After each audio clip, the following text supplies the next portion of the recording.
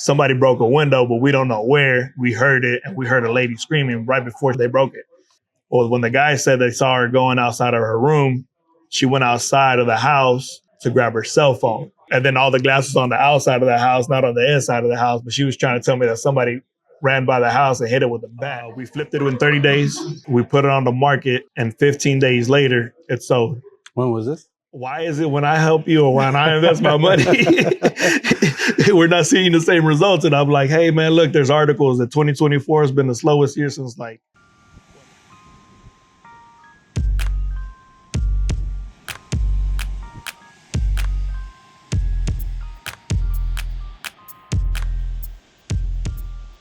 Hello and welcome to Dream Start On podcast. I am Edgar the Connector, and today we got Johnny Gaona. Is that right? Yes, sir. So today we are in Monterey, California for Owners Club retreats, and we've had an amazing time. I've had an amazing time. Is that correct? It's phenomenal. Thank you for doing the podcast, man. And thank you for having me. This is late night. This is day 3, about to be midnight, but we're knocking this out the ballpark. It's 2:00 back at home. Yeah, H-Town.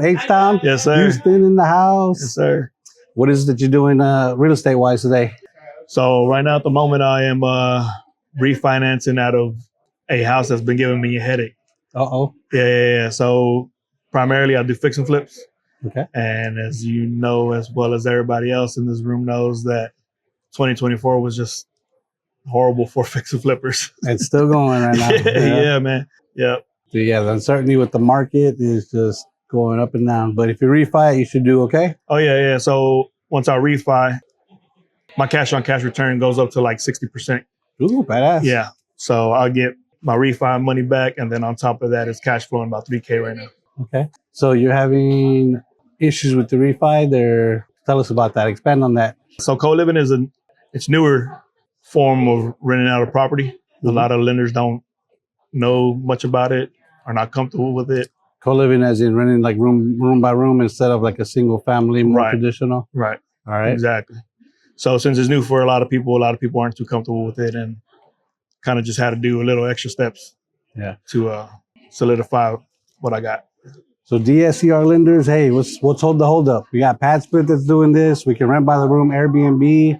This is going to help affordable housing. So catch up to 2025, man. Let's go. Yes, exactly. For real. How long have you been dealing with it? So, well, the property itself, not selling, the flip or whatever. So it started all like in the end of 2023. We had it on the market. We had multiple people come see it. It was a lot of good feedback. Everybody loved the house, loved the way it looked. But there was a new build neighborhood a couple streets down with their own financing, own banking at 4.5% when we were at 7%. Everybody else was at 7%, so we couldn't compete.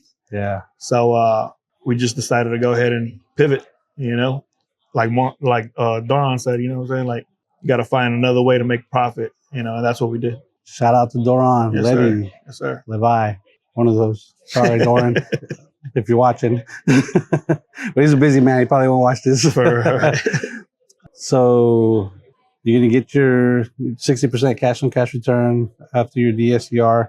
And then, we said a good point about new construction.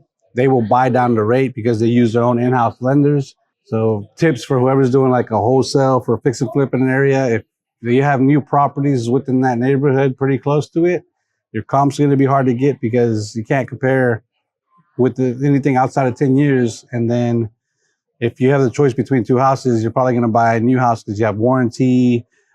They're going to come fix things. If you buy one that's pre-lived, you got to do all the maintenance by yourself. They also had buy down rates that we couldn't compete with. It was just one thing on top of another that it was just like beating us down. So yeah, hard to compete with those.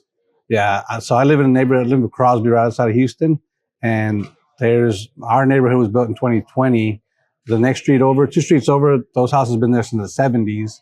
And then 2 blocks down, they have new houses being built 2025. So it's really hard to comp it. There's a house that's across the street, 2020 build. It's been sitting for like 7 months because all the prices for the newer houses, even though the lots are smaller, the rates are cheaper. So people are like, I can get more house for the same monthly rate or even lower. Right. Cool. Yeah. How many flips have you done? So personally, I've done 3 with the help of others, right? Awesome. I've lended on, how I got started was lending on other people's deals. And then I felt like I wasn't learning enough or I wasn't doing enough. So I was like, you know what, let me go get my own deals. And actually I JV'd with my first one, and then I did one by myself. And then I have partners now that seen me do it, and they're like, hey, we want to partner on this one. But of course, it's like I said, it was 2024, and they were like, hey, why is it when I help you or when I invest my money, we're not seeing the same results? And I'm like, hey, man, look, there's articles that 2024 has been the slowest year since like 1996 or something like that. So they're like, okay, we get it. So, but yeah. So you process your third flip. How'd your second flip do? Man, that did great, bro. Like, I had a friend just bring it to me. We flipped it within 30 days. It was on the market for 30 days. And then so my best flip was my first flip, really. And I had to learn that, I guess, with my third flip, it's not going to be the same. Not every flip's going to be the same. Yeah. So my first flip is something you're probably never going to see. We flipped it within 30 days, and we put it on the market, and 15 days later, it sold. When was this? In the end of 2023. The end of 2022, sorry. Oh, yeah. So it's still hot then. Yeah. So then you're like, oh, all right, let's do some more like that. Right. Yeah. So we put on the market January 1st, actually, 2023, and then it sold January 15th, 2023. Nice. It's a cash buy. Dang. Crazy, huh? So the guy had already like 10 rent houses in the neighborhood. Okay. And he came through with a, cash offer. We were like, we couldn't turn it down. Yeah. But we were nervous because there was a hurricane in the area, a tornado in Pasadena, and it destroyed some houses and some trees or whatever. And then it damaged the house next door to us. The only thing we got was like some water went through the window, and it just messed up the window pane a little bit. Yeah. But we just retouched it up or whatever. He checked it out. He said, hey, man, I'm good with it. So great. Still closed that day. I was like, oh my God. It was like the day before closing too. Wow. Yeah. Nerve-wracking. Yeah. Cool, man. Good stories. So after lending, you got into fix and flip. Are you still lending or not anymore?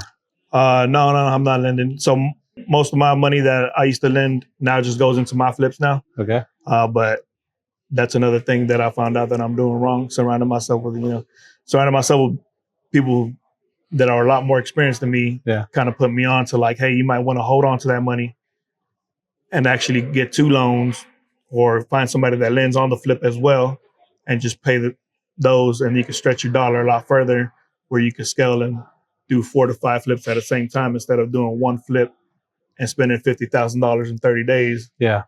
You know what I mean? So. Yeah. So you use your money because you didn't want to pay the rates, right? You didn't think it ends up being cheaper, but you kind of shoot yourself in the foot doing that. Even though when you're lending, you're going to be paying interest on them on that, but you'll have like a safeguard with that money, like piggy bank money that you can use to extend it. Right. Yeah. So if you're going to be fixing flipping, you got money, you shouldn't use it. You keep that as a safe way.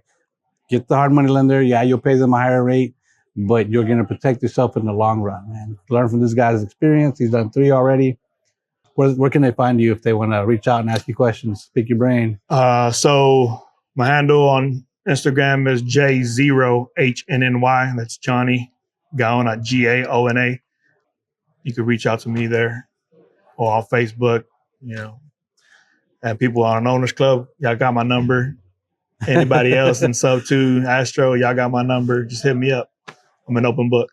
Cool. Yes, sir. So once you're done with this loan, on this DSCR loan, you're going to rent them out by the room? Are you going to use PadSplit or Airbnb? How are you going to do it? Yeah, so I actually have it rented out already. Okay. Through PadSplit. Okay. So what I did was I wanted a proof of concept. Yeah.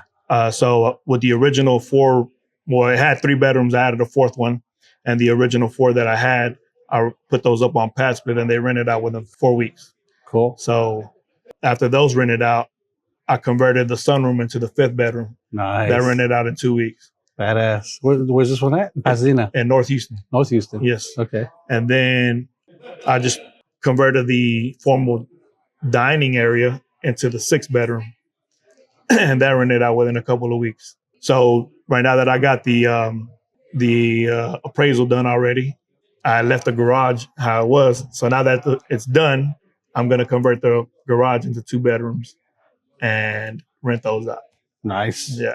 So if I'm cash flowing 3,000 right now, I could just add another grand right there. Awesome. So your 60 cash on cash is going to go up even more. Exactly.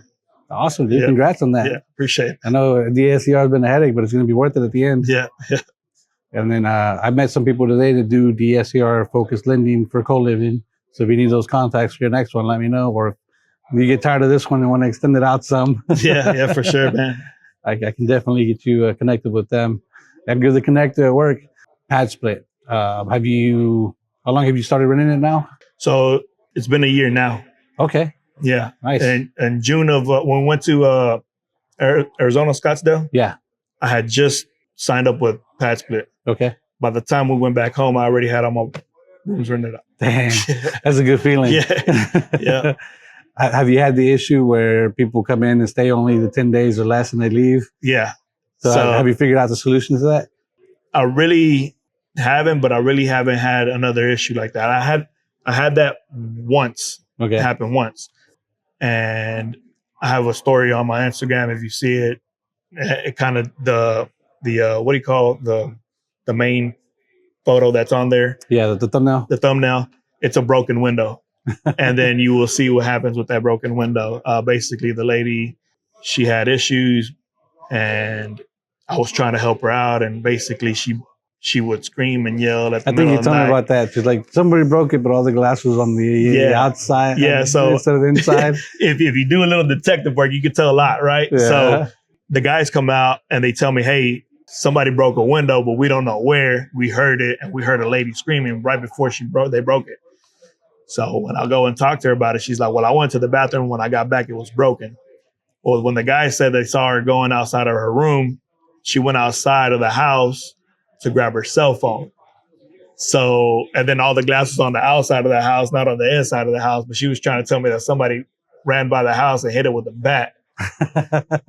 So then, later on, we ended up finding out that I guess she suffered of schizophrenia and stuff like that. Wow. Yeah. So a tip, I haven't done PadSplit yet, but Luber, he's done quite a few PadSplits, shout out Luber. He doesn't do PadSplit. If you have PadSplit, don't do instant approval on the reservations. Do a pre-approval. So when somebody does request on it, you ask them how long they're going to stay. Right. So then you can get them to stay longer than the 10 days. So PadSplit, those of you that don't know, when you rent out on PadSplit will keep the first 10 days of rent. So you want the people to stay longer so you can recover those 10 days. Right. Because you could have 10 people rent it out but not make any money if it's 10 people straight for less than 10 days. Exactly. Well, they charge you the 10 days if they come from the PadSplit platform. But if you get these people and bring them to PadSplit, they waive that 10-day fee. But also, so I did talk to Lou around that, and yeah, we did pick up on that. So, but there was another instance where they have a profile as well. So you could click on their profile before you approve them.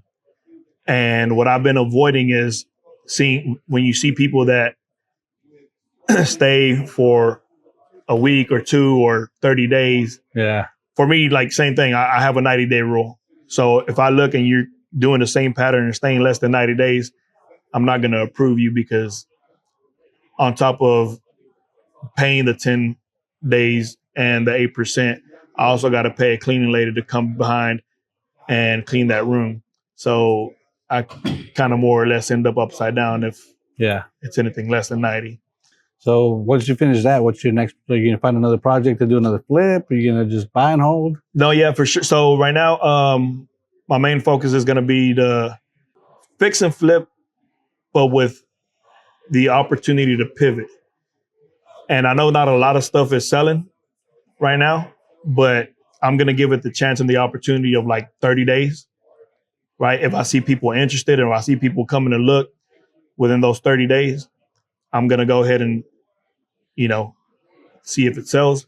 And if it doesn't, then I'm going to be quick to pivot and turn it into a PadSplit and start renting it out that way. Nice. So this last time, I learned a lot. right? Yeah. When you lose money, you learn a lot. So you kind of pay for education in the way that you don't want to. But so yeah, I held on to this one too long with a hard money loan, too long, just bleeding out. I had partners on this, so they couldn't wrap their head around like, hey, how can people that are not related stay in the same house? How could they share the same bathroom? And I'm like, hey, bro, like, You don't worry about that. you make He's the money. Exactly. You make well over six figures, bro. Like, you can't put yourself in them shoes because you don't have that necessity, right? And we can't put ourselves in people's shoes when we don't live in poverty, right? So for you to say that, yeah, maybe you wouldn't because you don't need to, but these people, they have a need, they have a necessity, so they're willing to. Yeah, but it's not even poverty. A lot of people don't want the maintenance of a yard. Like when I moved into my first primary, I was like, I don't want to cut my yard. I started cutting yards when I was 7. I don't want to cut yards anymore, even if it was my own. Exactly, right? You're tired of cutting yards. And then at that time, I didn't make enough to pay somebody to cut my yard. So I moved into a townhouse and had them take care of the yard. Right, yeah. Another thing is people are like, I don't need a big house, or they want to just save money to buy a big old house. Right. And then you also have a lot of elderly people that don't want to go live with their kids. Because I know my mom, if I couldn't set her up the way I did with her house and the Airbnb, paying for expenses, she doesn't want to live with me or my other brothers. She might go stay in a place and hang out with other people that will listen to her stories that we've heard 100 times. You don't hear anymore, you know? So it's all types of people, not just people in poverty. I got you. Yeah. Because we were looking at one in the Heights of Houston. So for those you don't know, it's a higher end area. Oh yeah, that's a nice area. Those rooms, we can rent them at $1,200 a month. That's not for poverty. That's people that want to live in that area because it's a nice place, want to be closer to that area. But instead of buying a house that's going to cost them $1 million, they'll rent out rooms and it's nice. So yeah, for sure. Cool. Yeah. So you doing this full time? So yeah, I'm actually doing this part time. I mean, I still got a W-2, but that's the goal. Yeah, if I can get to do it full time, I get to help more people. Nice. What's your W-2? So I work for Chevron. Okay. Oil and gas. Yeah. I'm an operator, DCS operator. If you don't know what that means, if you ever seen The Simpsons ever, what Homer Simpson does, that's what I do. Yeah, basically. Cool. I worked with a bunch of operators. I used to be a pipe fitter working on there. So when they were shutting down stuff or building new stuff, I was out there. And the operators are assholes to contractors. Hopefully he wasn't. Not all of them, man. So I came up as a contractor. Matter of fact, I was a scaffold builder, which is a lot worse than he's a pipe scaffold fitter, right? So, I'm just joking. So you're like the grunt of the refinery, you know? Yeah. So, and I came across those operators. So I told myself that I would never be that. And to this day, I'm not. I'm probably the coolest operator, you know? Like I let people come in the block house. Props to that, man. There Props you go. to that. I give them water. I go out there with popsicles, and when it's hot, and I'm like, hey, man, I know it's hot out here, whatever, you know? Yeah. But because like, there's some people that, and I still have like old school people that are like, hey man, like, is this your house? Like, why are you talking to this person like that? You know, he's in the blockhouse trying to cool down, like chill, you know. But you still got those people out there. Yeah. I'm not one of them. That's good, man. That's good. Yeah. Cool. Hey, if you're a contractor and you work for them, let me know. Put a comment below. Let me know if he's telling the truth. Or there you go. Yeah, exactly. Hey, I'm gonna share this too, so y'all go. Yeah, there's a lot of people on Facebook that I'm still friends with that know exactly. So cool, man. Yeah. Give us a like. Hey, subscribe. It's free. It doesn't cost you anything, and you can learn more people's stories. So all this that you learned doing your flip, would you have been able to learn it on YouTube? Man, not really. No. There's a lot of people that share a lot of wins on YouTube that don't share a lot of losses. Right. They're like, oh, look at this. I made this much and da-da-da-da-da. But they don't tell you, hey, man, I lost this much. And this is how I lost it. And this is how I can prevent to lose it. So, but yeah, I mean, if you want any pointers, hit me up. And I can help out if I can help out. If not, then there's more people like Louvier that I could reach out to that may have the answer. Yep. Because I've probably gone through some stuff that Louvier didn't, and Louvier vice versa, right? Right. And you vice versa, or, you know, so, yeah. Cool. So what made you get into real estate investing? So I've always knew that real estate was something that I wanted to do. I just didn't know exactly how I wanted to do it. I know I didn't want to be a realtor, yeah, but I knew I wanted to do investing because I knew that was a vehicle that made, the most millionaires, Yeah. right? So, Yeah, for sure. So that's the goal, man, to leave a legacy for the family. Cool. Yeah. What's your family now? You have a newborn, huh? I have a 8-month-old now. 8 months. Yeah. Oh, congrats, man. Is that your I first? appreciate it. That's my third. Third, okay. Yeah.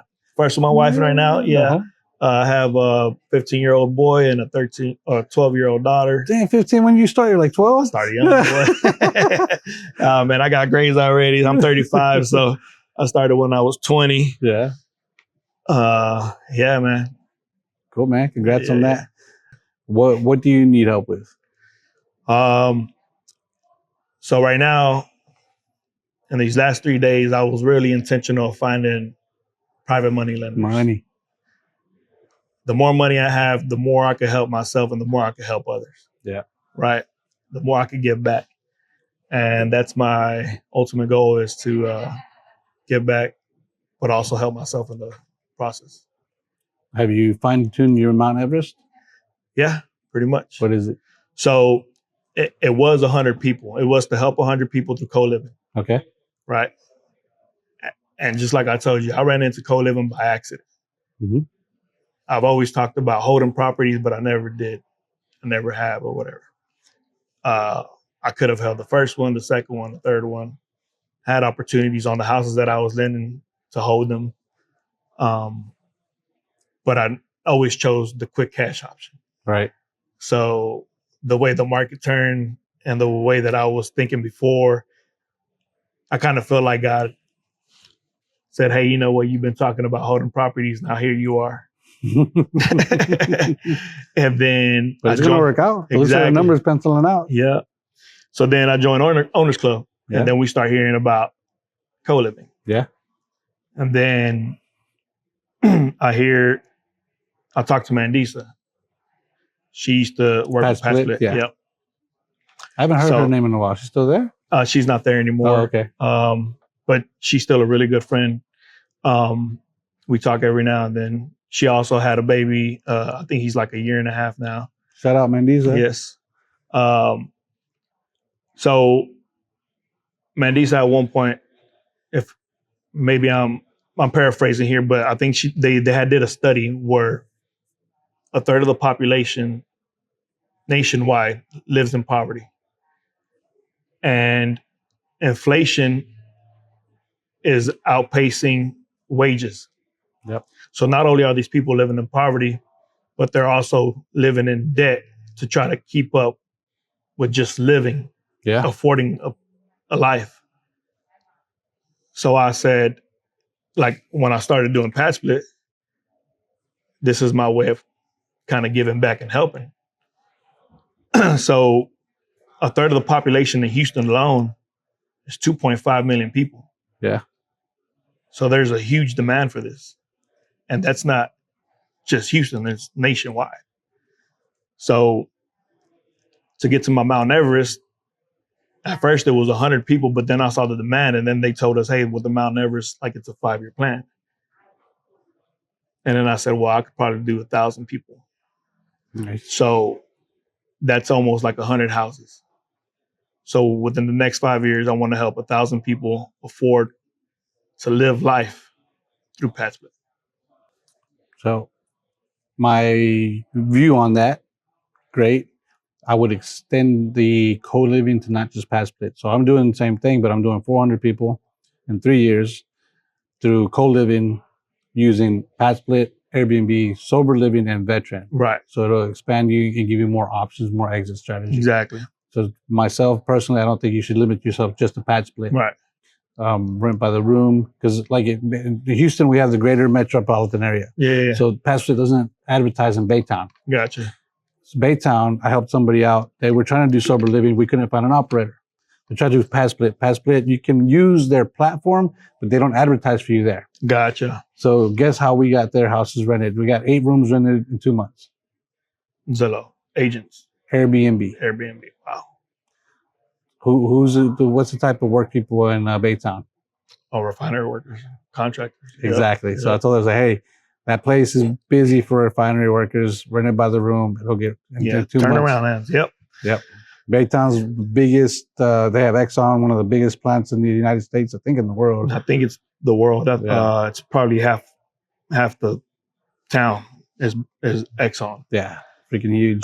So, no, that's good that you say that, and I appreciate you saying that. So, when you talk about co-living, a lot of people, I mean, it's still kind of new, and it's still kind of new to me. So, I kind of just say PadSplit, and it's kind of like a general term of co-living, or So, I don't like at first. So, there's people in this room, and my heart goes out to them, man, because they've been through some experiences where they are niching it down to like veterans or homeless people or battered women or kids aging out of foster care. So my mom personally, like my mom grew up in a orphanage. Wow. Until she aged out, and then she met my dad, and then got married, and whatever, the rest is history. But not a lot of people are that lucky to meet a certain someone that they could create a life with. Some people don't know any better. They don't help them with job placement or nothing like that, right? They just, hey, you're off to the streets. She was also beaten in a relationship, right? So later on in life, once I get the expertise down on co-living, because I am still learning, I'm not the expert, but there's a lot of experts in the room that I could just go and ask, how they're doing or what, and they're happy to share with me as well. I would probably go and work with the city and the county and see if I could help out with, placing some people as well, like in certain niches as well. Yeah. But so I started off with PadSplit because I didn't want to niche down. I didn't want to help just a certain kind of somebody. I wanted to help people from all sorts of backgrounds with all sorts of struggles, coming from different points of view of life and stuff like that. So I didn't want to kind of like say, hey, well, you didn't go through this struggle. I mean, you have a struggle, but you didn't go through this struggle, so you can't rent here. You know what I'm saying? Yeah. So it's open to everybody. The houses that I can, I will. And then, of course, the houses that in the future, when I do niche down, I'll also send them there. Yeah. Cool, man. Awesome. Thanks for sharing. Yes, That's private, but I appreciate you. Oh, man, I appreciate opening up that. There's a lot of people in our community that help out people with domestic violence. Luz Ramirez, I had her on our podcast. Shout out to her. She helps out people with that. There's quite a few people that I've met that do aged out children to house them and teach them an ecosystem to get them to be more communicative with other people and learn skills to get jobs and employment. So that's a big need. That's awesome. Right there. If you know somebody that needs that, please send a comment and I will try to share that to the people that are trying to help out people in the situation. And it's not just that. We have groups that do veterans. I'm doing sober living. There's others doing sober living. There's so many. I'm going to forget some of them, so please forgive me. But if you know of a need, put it in the comments, and I'm pretty sure somebody in our community will help out in that situation. Yeah, if you think about it, I'm pretty sure somebody in here is doing it. If there's some kind of people with whatever kind of difficulty in their life that need a certain kind of help living, I'm pretty sure it's being done out here. We could help y'all connect with those people. Yeah, definitely. Well, that's the connector. I appreciate that. So you need private money lending. If you don't know what that is, put it in the comment below and I'll give you some more information on that. How can people work with you besides private money lending? Sending me deals. And I mean deals. Where's your buy box at? Don't send me leads. Send me a good deal. So I mean, if you look at a lead or whatever, you need help, comping it or whatever, looking at it. I'm sure Edgar knows how to do it, and you can hit me up as well, and we could probably put our brains together, see different strategies. My buy box. So right now I'm buying anything under. Do you have the website for it yet? Oh, I haven't created it. Man, I'm slacking. Slacking, buddy. I'm slacking. Yes, I am. Hey, he's gonna have this out by 1 week after this video. Yeah. So it's like in about 2 weeks from now. There'll be a link in the comments. Yeah, yeah. If you don't see it on there, put a comment saying, hey, Where's it at? Johnny's slacking. It'll be there. I promise. You know, matter of fact, you need to put me on with the, what were we talking about earlier? When I pointed you out, I was like, hey, how come you didn't raise your hand? Accountability group. Accountability There group. you go. Yeah, it's like, I'm already in one. There you go. Yeah. I was like, hey, how come you didn't raise your hand? I'm already in the accountability group. All right, my bad. I raised my hand twice. You trying to help me accountable. There you go. There you go. You got to, man. You got to. Appreciate it, man. That's how we're going to grow and scale and shoot up. Exactly. What advice do you have for somebody that's starting to be as an entrepreneur? Can I answer a question with a question? Yeah. So ask yourself, who, not how, right? Who did Pace go to? Jamil. You know what I'm saying? So it's like anybody in here that you talk to that's really good and really successful, you know, they didn't do it alone. There was always somebody there to help. Yeah. So somebody that's just getting started, I would tell you not to be afraid to reach out to anybody who's already doing it, right? Whether, I mean, there's like 1,000 ways to invest in real estate. Mm-hmm. So getting started doing what, right? When I first started, the only thing that I saw was people flipping. So that's what I did. I was like, that's the only thing I know. But once I got in these rooms, you could flip, you could lend, you could do sub-twos, you could wholesale, you could, I mean, you name it, you could do it with real estate, right? So if you get that niche down or, you know, whatever you want to door knock, I don't know. But if you see somebody doing something that you want to do, don't be afraid to reach out. Because we talked about that today too, right? Reaching out to people. And I'm pretty sure, I mean, especially somebody in the Owners Club, these people will give anybody their shirt off their back. I feel like most people in here would. Yeah. So we're open books, man. If you see anybody that's an Owners Club member, hit them up, see what you need. If it's not too much of a hassle, I'm pretty sure they'll help you out. They'll send a in, give you a helping hand. A lot of people are really busy because there's a lot of big wigs in here. So they have a Calendly. How do you say that? Yeah, Calendly. Yeah. A calendar link to schedule time with them. Basically, and do like a little one-on-one session. And yeah, they'll help you out. Yeah. Yes. And to expand on that, not just Owners Club, the Subto community, Pace, shout out Jamil, have done such a good job of creating a go-giver community so you can reach out to people and help. And if you reach out to somebody, it might take them a little bit to reply. If you do it multiple times and they don't reply, go to another person. There's so many people out there to help out. And we get busy. Right now I have a list of so many. We're at this retreat. I've been on vacation for a couple of days, so I'm behind. It happened, but there are people to help you out. And as you mentioned, the who is important because I've already done it. They're doing the house. I don't do fix and flips, but if I start, I'm going to ask Johnny because he's already doing it and I can learn from his mistakes and do it hopefully better.